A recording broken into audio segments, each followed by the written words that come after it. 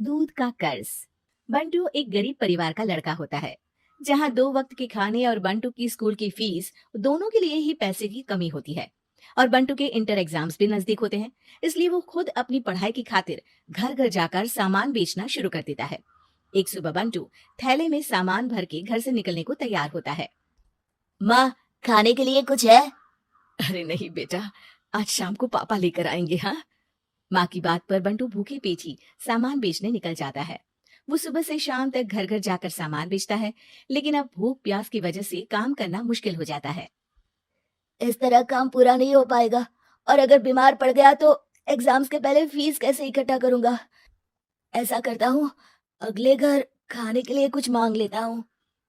इसी के साथ बंटू आगे जाकर एक घर की बेल बजाता है, जिस पर निम्मी दरवाजा खोलती है। क्या हुआ? निम्मी को देख बंटू एक गिलास पानी के आगे उससे कुछ नहीं मांग पाता।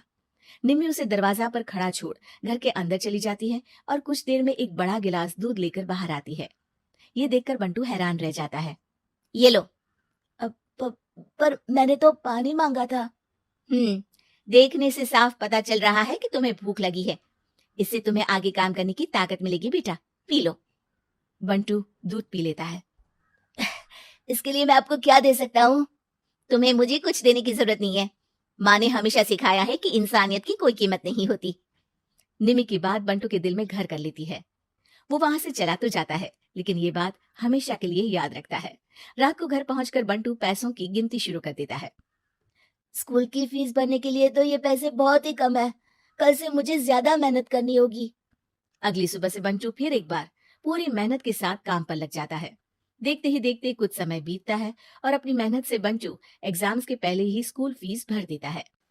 अब मैं भी एग्जाम्स दे पाऊंगा और फिर मेडिकल कॉलेज में जाकर बहुत बड़ा डॉक्टर बनूंगा। बंटू दिल लगाकर पढ़ाई शुरू कर देता है।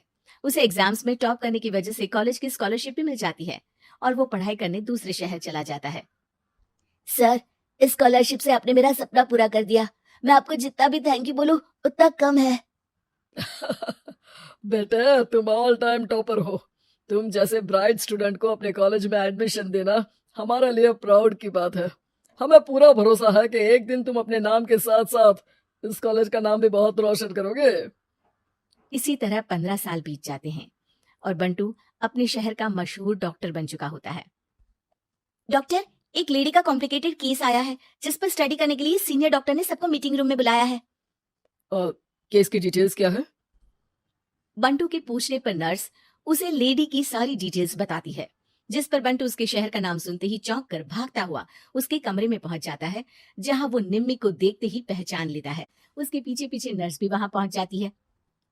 नर्स, इनकी सारी रिपोर्ट्स मुझे अभी चाहिए और अब से इनका केस मैं ही हैंडल करूंगा। पर डॉक्टर, ये केस बहुत कॉम्प्लिकेटेड है। आज तक कोई भी डॉक्टर इनकी बीमारी तक नहीं पहचान पाया और दूसरे शहर वालों ने तो इनके बचने की उम्मीद ही छोड़ दी थी। तुम्हें आगे कुछ भी बोलने की जरूरत नहीं है। मैंने जो कहा बस वही करो। नर्स बंटू को निम्मी की सारी रिपोर्ट्स दे देती है, जिसके बाद वो उस पर स्टडी शुरू कर देता है और हजारों दिक्कतों के साथ महीनों की मेहनत के बाद आखिर में निम्मी की बीमारी का पता लगाने के साथ साथ उसका इलाज ढूंढ ही लेता है। मैं आपको ठीक करके ही रहूंगा। अब बंटू अपने को डॉक्टर्स की मदद से दिन रात एक करके निम्मी के इलाज में जुट जाता है, जिसमें वो कभी दूसरे हॉस्पिटल के स्पेशलिस्ट को, कभी किसी मल्टी स्पेशलिस्ट को बुलाकर निम्मी का चेकअप कराता रहता है। इसी तरह 10 महीनों की मेहनत के बाद आखिरकार निम्मी ठीक हो जाती है, जिसे देख पूरा हॉस्पिटल हैरान रह जाता है। वाह डॉक्टर, आपने तो बिल्कुल नामुमकिन को मुमकिन कर दिखाया। यही तो हम डॉक्टर का काम है। सुनो, इनके डिस्चार्ज के वक्त बिल के फाइनल प्रोसीडिंग से पहले उसे मेरे पास जरूर लेकर आना। कुछ ही हफ्तों में निम्मी के डिस्चार्ज होने का वक्त भी आ जाता है। निम्मी नर्स से बिल के बारे में पूछती है। पेपर सारे तैयार हैं, आप तैयार हो जाइए, तब तक मैं बिल की कॉपी भिजवाती हूँ।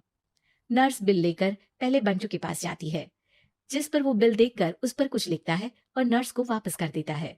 नर्स उसे निम्मी के पास भेज देती है और बिल हाथ में आते ही निम्मी उसे देखने से पहले ही परेशान हो जाती है।